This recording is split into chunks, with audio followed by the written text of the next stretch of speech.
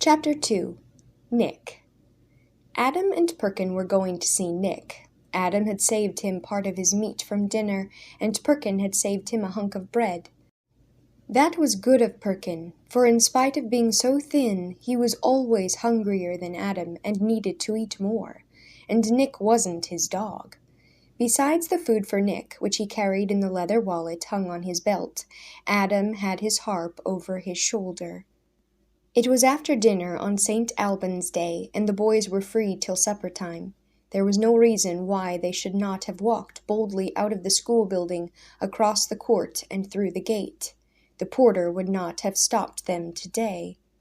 Indeed, with the court so full of people coming and going, the porter would scarcely have noticed the two boys, but they had their own way of doing it. Nick was a secret, and they were not going to lead any spy straight to the place where he was kept. To confuse the enemy further, Adam went first, and Perkin followed a few paces behind him. It was part of the proceedings that whatever Adam did, Perkin must do too. If Adam chose to hop 6 times on his left foot, Perkin hopped too. If Adam jumped to touch a branch of a tree hanging over his head, so did Perkin. Adam usually went first, because the things that Perkin thought of doing were always the same, but Adam could think of new things. So Adam came out of the school building a little ahead of Perkin, and at once the bright June sunshine and the crowd and the air of holiday-making excited him. He snatched off his round green cap, threw it up into the air, and caught it on his left heel, kicked up behind. Perkin was wearing the linen coif tied under his chin that most men and boys wore. He had to untie it first, and when he threw it up into the air, it went wide and landed in a little heap right on the head of the prior, who had just come out of the church. The prior was a very important person, second only to the abbot himself, and extremely dignified. Perkin gave a frightened squawk, and dived behind a startled old man whose staff and bag and cloak showed that he was a pilgrim. The prior brushed the coif off his head as if it had been a fly, and sailed on, his black robes billowing behind him. Adam picked it up and stuffed it down Perkin's neck. "Here, you ninny," he said, crowing with laughter. "Hang on to it." They went on side by side, Adam's arm affectionately over Perkin's shoulder, his tousled, sandy head close to Perkin's neat, black one. The Abbey of St. Alban was like a city in itself. Here in these vast, piled-up buildings nearly 800 monks prayed and worked and studied, and an army of lay brothers labored to make their holy life possible.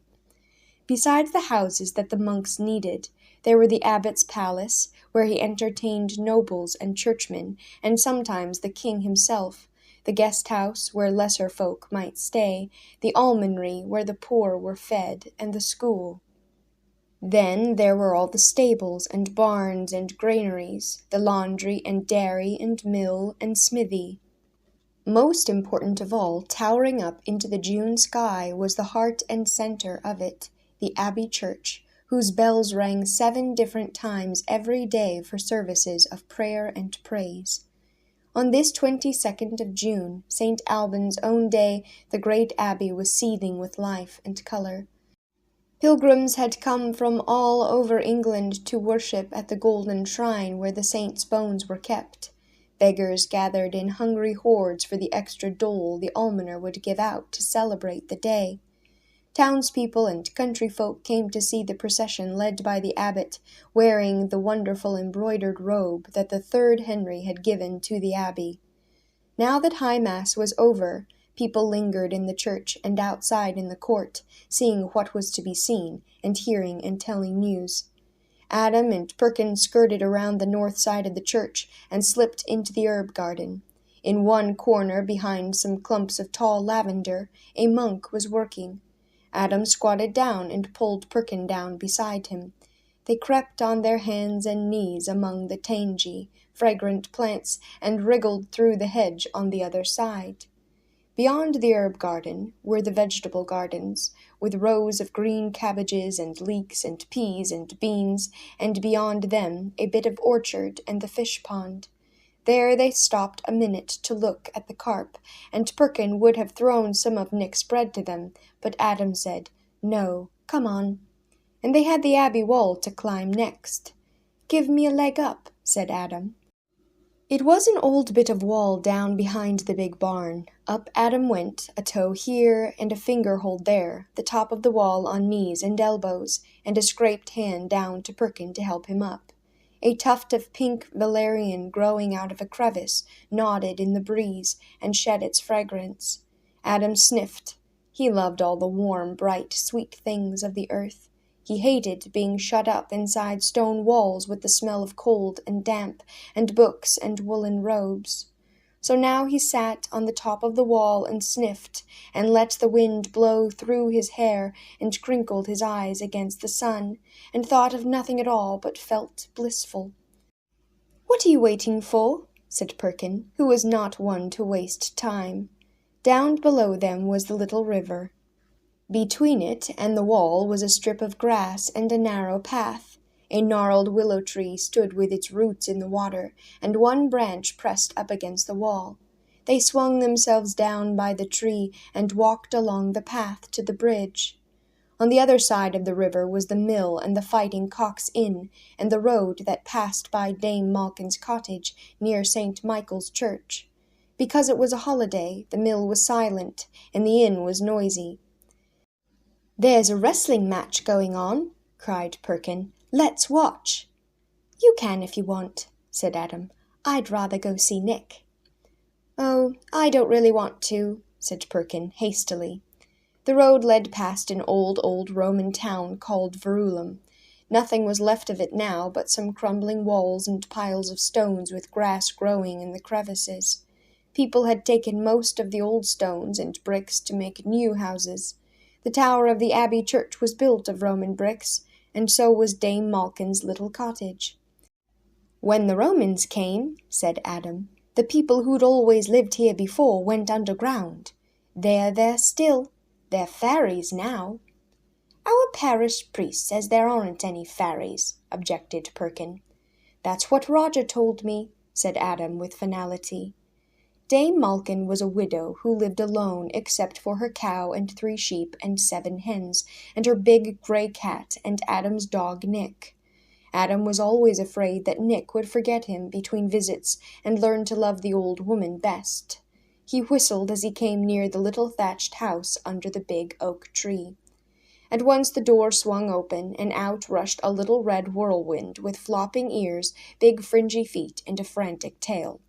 Adam went down on his knees. Nick plunged into his arms and toppled him over, and they rolled in the daisies on the grass together. Nick's tongue was in Adam's ear, his feet on Adam's chest, and his silky hair in Adam's face, but only for a minute.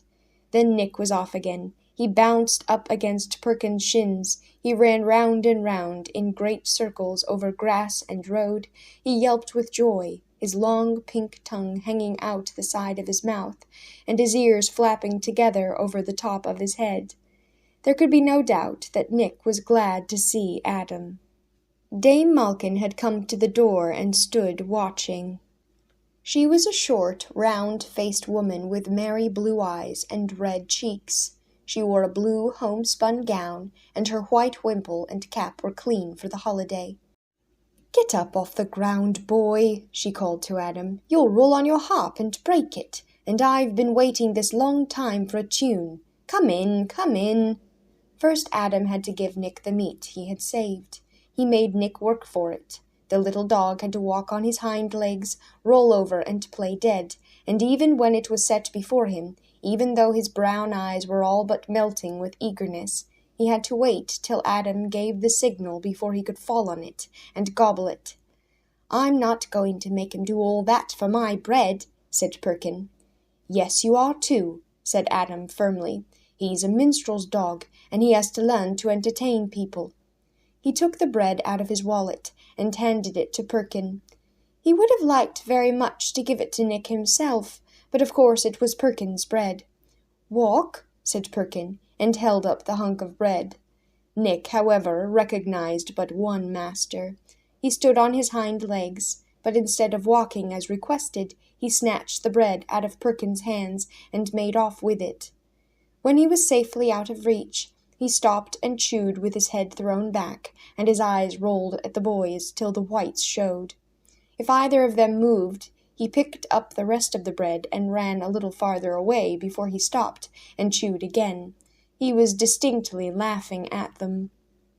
Come in, said Dame Malkin. Let him be, the scamp. It's St. Alban's Day. So they went through the low door under the thatch into the little one-room house. It was dim inside, even though the wooden shutter at the window stood open, and the sunshine came in and made a square patch on the hard earth floor. The rafters and the walls were dark with smoke, but otherwise everything was neat and clean. Dame Malkin's bed in the corner was spread with a blue coverlet, her table was scrubbed white, and her oak cupboard against the wall had been rubbed with beeswax till it gleamed. Adam and Perkin sat down on the bench, and she brought out a cake made of white flour and 2 earthenware cups of milk. Here, she said, you two need fattening more than the spaniel does. Wet your jolly whistle, and then you can sing to me. Nick came padding in and lay down on Adam's feet. The grey cat stepped delicately through the window, gave Nick a look of disdain, and went to sharpen her claws on the leg of Dame Malkin's bed. Adam gulped his milk, ate his cake, and wiped his mouth with the back of his hand.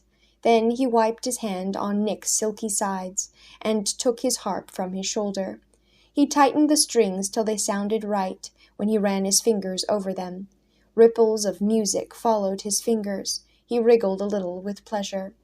Summer is a coomin' in, he sang in his high, clear voice. Loudy sing cuckoo. He had heard the first cuckoo on a cold, wet day away back in April, and he had thought then that Roger would come any day. Now June was almost over, and the cuckoo had changed his tune, and soon would be flying away, and still Roger had not come. Grow with seed, and blow with mead, and springeth the wood new. Anything could happen to Roger, and Adam would not know it. Kings and nobles and messengers to carry letters for them, but ordinary people got news slowly, and by roundabout ways, if at all. Sing cuckoo, he finished, and even in his own ears his voice sounded plaintive. Give us something merrier, protested Dame Malkin. You sound as doleful as a hen in the snow. Adam could almost hear his father saying, Remember, Adam, a minstrel sings what his listeners want to hear. It's not for him to ease his own sorrows or tell his own joys. He's to find out how his listeners are feeling and say it all for them. So now he looked carefully at Dame Malkin and saw that she was feeling holiday happy and wanted someone to join with her and to tease her a little. He grinned and plucked his harp again. Herefore and therefore I came, he sang, and for to praise this pretty woman. Dame Malkin pretended to be displeased, but her eyes laughed. She raised her hand as if to clout him over the head. He ducked and went on pointedly. There were three angry, there were a wasp, a weasel, and a woman. Oh, broke in the dame, you're as pert as a pie, and I thought you were pining away with wan hope. I've a mind not to tell you the news I have for you. There was something in the song about a magpie, too. Adam sang, There were three chattering, there were a pie, a jay, and a woman. He stopped abruptly. What news? He said. She folded her arms and hugged herself. Oh, I'm chattering, am I? Well, I don't know about telling any news. I don't know at all. Have you heard something about Roger the minstrel?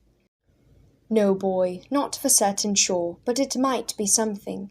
A messenger came through here yesterday, with the badge of the Delisle at his belt, and a parchment in his hand for the Lord Abbot. I got it from William the Nethered, who got it from Walter at the Well, whose own brother to Harry the Porter at the Abbey gate, that Sir Edmund Delisle with his train will be lying at the Abbey tonight, or tomorrow night, and they say Sir Edmund has a new minstrel with him, all hot from some minstrel school in France. Adam's grey eyes suddenly shone out, as if candles had been lighted behind them. "He's coming!" he cried. "Roger's coming!" Nick got up and put his paws on Adam's knee, his tail wagging so hard that his sides shook. "Now, there was no name mentioned," said the dame warningly. "They don't have to say his name," said Adam proudly. "He's the only minstrel worth talking about. Where are they coming from?" "From Colchester." "Then they'll come in over the heath. Come on, Perkin. If we go up on the hill, perhaps we can see them. Come on, we've got to hurry." "They may not come till tomorrow," protested Dame Malkin. "It may not be your Roger at all. I only told you to give you hope, not to set you by the ears this way." Adam flung his arms around her neck and hugged her tight. After a little gasp of surprise, she hugged him back, aimed a kiss at his smooth, hard cheek, but kissed the air instead, had better luck with a swift slap at his rear, and ran after him with his harp, which he had left on the table. He slung it over his shoulders, and it banged against his ribs as he ran. Perkin came thudding along behind him, puffing and blowing, and Nick raced in front, with flapping ears. Adam now and then gave a leap. He felt as if he could run forever.